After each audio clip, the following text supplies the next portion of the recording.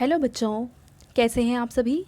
चलिए इस वीडियो में हम समझेंगे कक्षा 8 की वर्कशीट नंबर 9 जो कि 18 अगस्त 2021 की वर्कशीट है और आज का विषय है सामाजिक विज्ञान।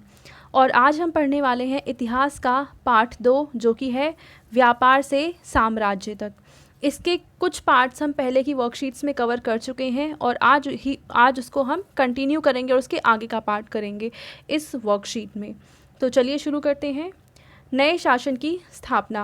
गवर्नर जनरल वॉरेन हेस्टिंग जो कि गवर्नर जनरल थे 1773 से 1785 के बीच में, उन बहुत सारे महत्वपूर्ण व्यक्तियों में से था जिन्होंने कंपनी की ताकत फैलाने में अहम भूमिका अदा की थी। वॉरेन हेस्टिंग के समय तक आते आते कंपनी न केवल बंगाल बल्कि बम्बई और मद्रास में भी सत्ता हासिल कर चुकी थी। तो जो वॉरेन हेस्टिंग थे वो बंगाल के गवर्नर जनरल थे 1773 से लेकर 1785 के बीच में, और उन्होंने जो सत्ता थी कंपनी की उसको फैलाने में काफ़ी महत्वपूर्ण भूमिका अदा करी थी। और इनके समय तक जो कंपनी की सत्ता है वो बंगाल में ही नहीं रही थी बल्कि मुंबई में और मद्रास में भी काफ़ी ज़्यादा फैल चुकी थी। उसके आगे हम देखते हैं ब्रिटिश इलाके मोटे तौर पर प्रशासकीय इकाइयों में बटे हुए थे जिन्हें प्रेसिडेंसी कहा जाता है। देखो इन्होंने क्या किया था कि इनका शासन अच्छे से चल सके इसलिए इन्होंने अपने इलाकों को कुछ टुकड़ों में बांट दिया था और हर एक टुकड़े का इन्होंने नाम दिया था प्रेसिडेंसी। और उस समय मेनली 3 प्रेसिडेंसी थी जो बहुत ज़्यादा महत्वपूर्ण थी। पहली बंगाल प्रेसिडेंसी, दूसरी मद्रास प्रेसिडेंसी और तीसरी बम्बई प्रेसिडेंसी। ठीक है, हर एक का शासन गवर्नर के पास होता था। सबसे ऊपर गवर्नर जनरल था। जैसे मद्रास में एक गवर्नर था, बम्बई में एक गवर्नर था और बंगाल में एक गवर्नर था। लेकिन इन सबके ऊपर जो गवर्नर जनरल था वो सबसे ज़्यादा इम्पॉर्टेंट था, यानी इन तीनों के ऊपर एक व्यक्ति था जिसको हम कहेंगे गवर्नर जनरल। तो वॉरेन हेस्टिंग ने कई प्रशासकीय सुधार किए, यानी कि शासन चलाने के जो तरीके होते हैं उसमें कई तरीके से इसने सुधार किए। क्या क्या सुधार किए वो देखते हैं। न्याय के क्षेत्र में उसके सुधार खास तौर से उल्लेखनीय हैं। 1772 से एक नई न्याय व्यवस्था स्थापित की गई। इस व्यवस्था में प्रावधान किया गया कि हर जिले में 2 अदालतें होंगी, यानी इन्होंने क्या कहा कि अब से हर जिले में 2 अदालतें होंगी। एक होगी फौजदारी अदालत और दूसरी होगी दीवानी अदालत, और इन दोनों अदालतों का काम अलग अलग होता है। फौजदारी अदालत का काम होता है मेनली जो क्राइम से रिलेटेड होते हैं केस उनको डील करना, और दीवानी अदालत का काम होता है जो रोज़मर्रा की ज़िंदगी से रिलेटेड, आपसी झगड़ों से रिलेटेड जो चीज़ें हैं उसको यहाँ पे डिस्कस करना होता था। दीवानी अदालतों के मुखिया यूरोपीय जिला कलेक्टर होते थे, यानी यूरोपीय जिला कलेक्टर यानी यूरोप का कोई व्यक्ति दीवानी अदालत का मुखिया होता था। मौलवी और हिंदू पंडित उनके लिए भारतीय कानून की व्याख्या करते थे। अब देखिए उस समय जो हमारे देश का कानून था वो वैसा नहीं था जैसा आज है।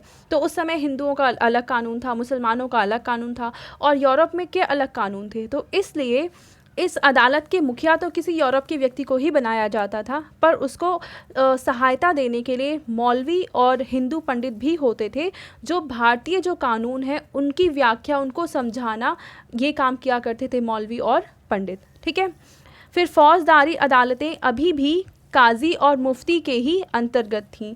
तो जो यहाँ पे फौजदारी अदालतें हैं वो भारतीय जो व्यक्ति थे उनके अंदर काम करती थी, जो कि थे काजी और मुफ्ती।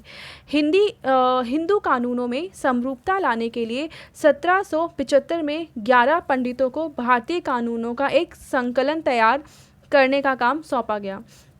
देखिए उस समय क्या था कि जैसे अभी के लिखित कानून है, आईपीसी है, सीआरपीसी है, तो इस तरीके के कानून उस वक्त नहीं हुआ करते थे।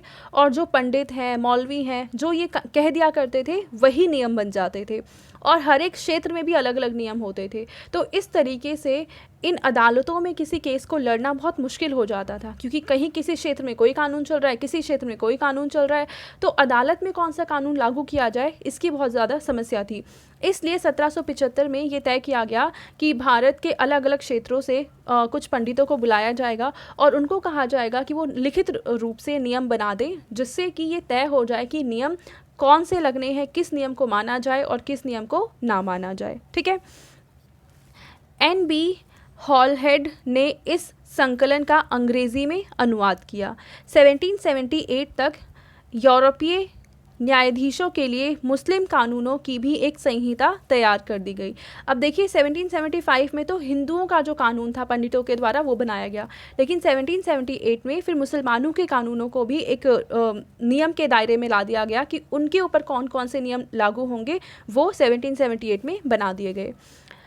और 1773 के रेगुलेटिंग एक्ट के तहत एक नए सर्वोच्च न्यायालय की स्थापना की गई। देखिए ऊपर क्या बात की गई थी कि हर एक ज़िले में 2-2 अदालतें होंगी, पर यहाँ पे 1773 में ये कहा गया कि एक सर्वोच्च न्यायालय होगी। जैसे अभी फ़िलहाल हमारा सुप्रीम कोर्ट है, फिर हर एक राज्य में अलग अलग अदालतें होती हैं जिसको हम हाई कोर्ट कहते हैं, और ज़िले की भी अदालतें होती हैं जिसको हम जिला न्यायालय वगैरह का नाम देते हैं। तो इस तरीके से उस समय भी एक सर्वोच्च न्यायालय, सबसे ऊंचा न्यायालय की स्थापना की गई थी।